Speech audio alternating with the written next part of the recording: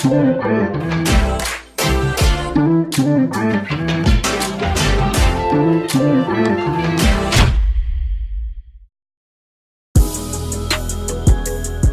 guys, Beta 1 Studios right here with another very interesting After Effects tutorial, and today we're going to be doing something rather strange. That is, we're going to be using Element 3D, a specialized 3D plugin, to create 2D animations. Now, right now you're probably thinking to yourself, why in the world would I ever use a 3D specialized plugin to make 2D animations? Well, let's find out, shall we?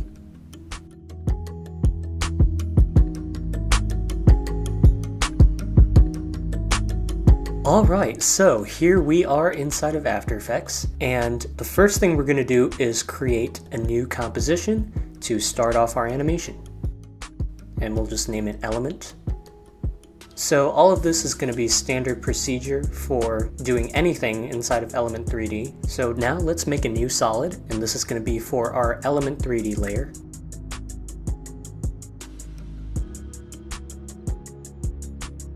The first demonstration I'm going to do is with text. So let's go ahead and make a new text layer. And I'm just going to type 2 dimensions. And that is clearly too big, so let's scale that down a bit. Alright, let's just go ahead and hide our text layer. So let's go back to our element layer, open Custom Layers,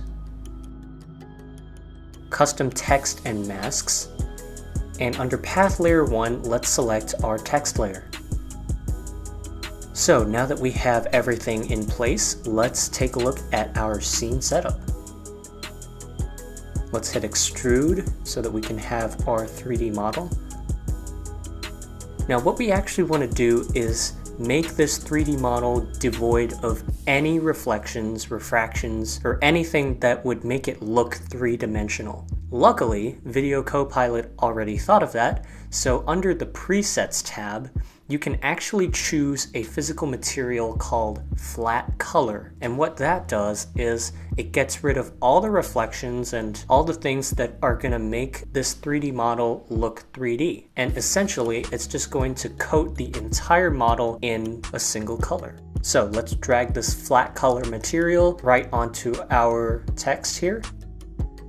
Now, if we go into our actual bevel settings and change extrusion to 0, you'll notice we actually get a flat object inside of Element 3D. If I just move the camera to the side there, you'll notice it's completely invisible at a certain angle. We can also go in and alter the color if we want. I'm going to change it to white, just so we can contrast it with our black backdrop. And we'll hit OK. Alright, so right now it looks like we actually have a text layer, but it's actually Element 3D. Let's go into our Group 1 and open up the Particle Look settings. Now what you'll notice is we actually have a 2-dimensional object, but we can animate it using the same 3D settings that Element 3D provides. So, for instance, we have multiple letters, so multi-object would presumably work on all of them. Let's roll down our multi-object settings, and now let's try some random rotation. Now this is really cool because you can actually alter these 2D letters inside of 3D space randomly. So if I just set some keyframes here real quick to go from 90 degrees back to 0, you'll notice that we get this really interesting rotation effect. Now here's another interesting feature.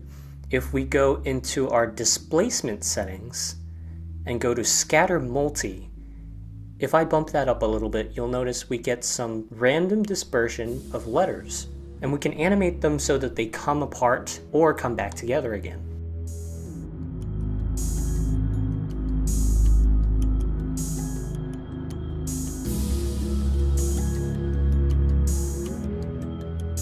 We can also alter the randomness of the size of each letter, which can be really cool if that's what you're looking for.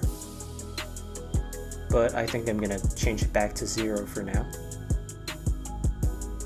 Now you might be thinking, oh, sure, this is nice, but you don't necessarily need Element 3D to do random rotation or scattering of letters. You can just do that natively inside of After Effects. So what's the big deal here? Well, here's the big deal. Element 3D version 2.2 actually has deform options, and they are really interesting to play around with. And without Element 3D, it's pretty hard to get the type of animation that you can find with this deform feature. So let's go into our deform options here and see what we have in store. Now, one of my favorite effects with deformities is twisting. So if we enable twist and bump up the X value, you'll notice that we can actually create a double helix type of distortion.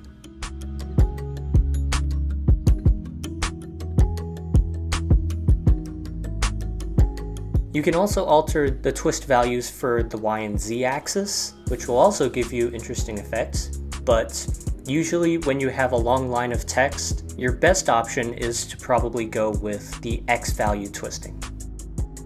So perhaps I'll change our X value to 2 times over and make a keyframe of that going back to 0. So now we have our text animating in with a sort of ripply double helix effect. Now, my absolute favorite effect to play around with in the deform options is noise. So let's unroll the noise options. And if we bump up our noise intensity, you'll notice we've sort of inflated our text a little bit here. And you can really create some unique and diverse effects using the noise feature inside of Element 3D. Now here's the other thing, we can change our noise method from noise to distortion. And what that's going to do is, it's not only going to give us the option to change the intensity, but it'll also give us an option to change the percent of distortion within our 3D object. So by adjusting both the intensity and distortion parameters, you'll have more options as to how you want to distort your text.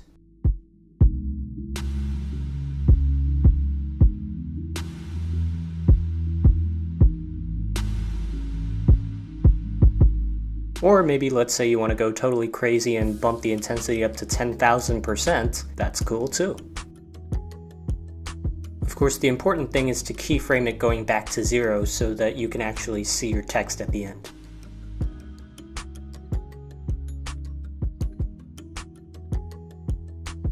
Alright, so clearly I'm not crazy enough to appreciate that much distortion, so let's just go back and tone it down a little bit to maybe 500%. That's already a lot. And I guess what I like most about doing 2D animations inside of Element is that you can create some really abstract animations that are also really customizable. Now, so far we've been trying out these effects one at a time, but what happens if you stack them on top of each other? Now that is where the real fun begins. So let's say we combine our noise distortion with a twist on the x-axis. Now the noise is actually twisting along with the keyframe that you set for the twist x value.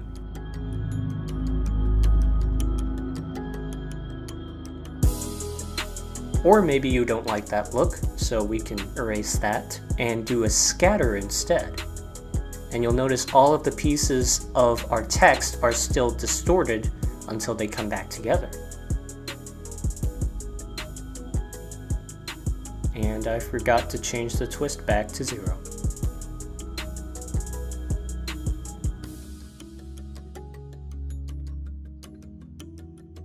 So I don't really like the look of that, so I'm gonna get rid of it. Now here's a really interesting one. Let's do a random rotation under the multi-object combined with the noise. This is going to give us rotation and distortion on each individual letter of our text.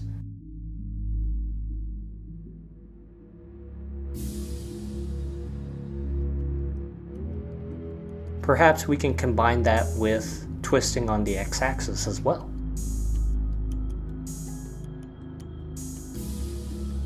So now we kind of have a spirally noise distortion twisting thing. And of course, this tutorial is really to give you some ideas about how you can make these 2D animations work, and perhaps give you some ideas of your own as to how you want to manipulate a two-dimensional layer. Right now our animation is looking a little bit awkward, so to make it look just a tad more organic, we're going to try and add some easy ease to our keyframes. So let's scroll back up and select our element layer.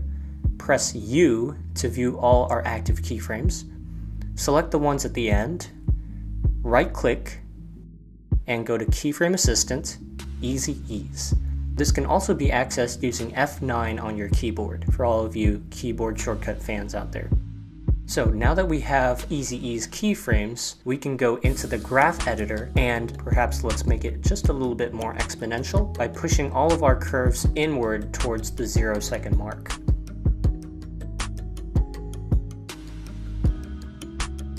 Alright, so now we have a really interesting distortion rotation animation, if you want to call it that. So for my next demonstration, I'm going to be doing the exact same thing we just did, except we're going to do it to a shape instead of text. So let's go ahead and make a new composition. We'll name it shape. Let's make a new solid for our element layer. And now let's make another solid that we're going to draw our shape on.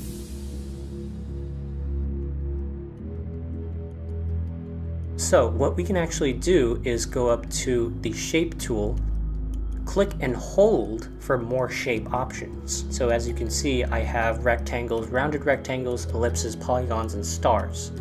So what I'm going to do is make a real quick polygon, and if you hold down Shift, you'll get a perfect polygon with equal sides.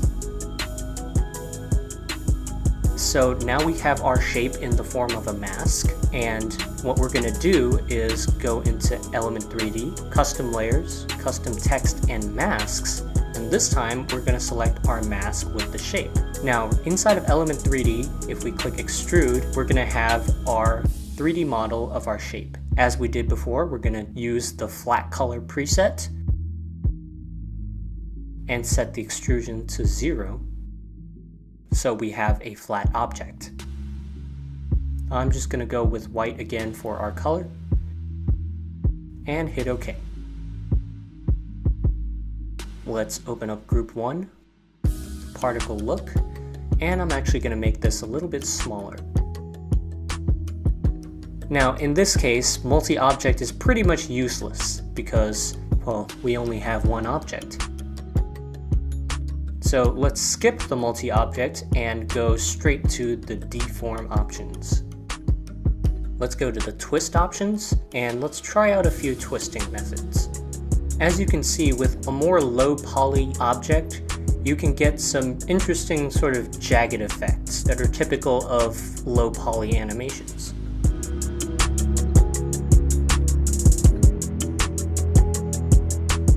So I think I'm going to select both the X and the Y parameters for our twist values, and we'll just animate those going from 2 times over all the way back to 0.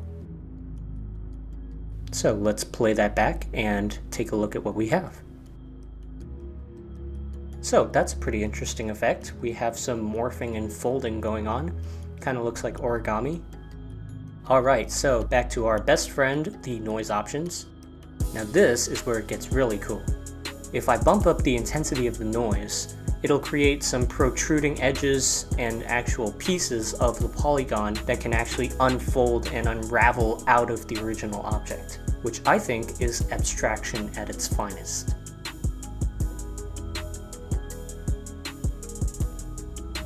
Now, we don't even have to be confined to just distortion. We could even go to 3D distortion, and now it's going to manipulate our distortion on the X, Y, and Z axis. So if we just play around with the intensity levels and the distortion levels, we can find an interesting animation pattern that we like. What I'm going to do is set my intensity to 700%, my distortion to 200%, and we'll keyframe both of those at the beginning, animate them going back to 0% and 100%. So now we have this sort of spastic animation in which a clutter of polygons is converting into our original shape. Now let's do the same thing that we did on our text layer. Let's scroll up, select our element layer, press U for all our active keyframes, and we'll apply easy ease to all of these as well. And go into the graph editor. Now it might be an interesting idea to just mix it up a little bit and do some of them with a more exponential curve and leave some of them more linear. So I'm just going to play around with that a little bit.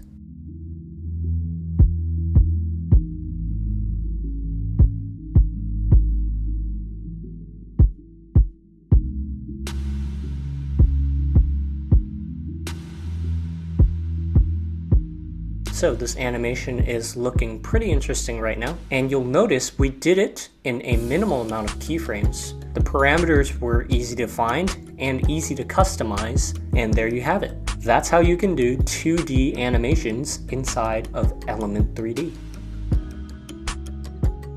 Alright, so that's about all I've got. Hopefully you guys enjoyed watching this tutorial as much as I enjoyed making it, and I will catch you guys next time.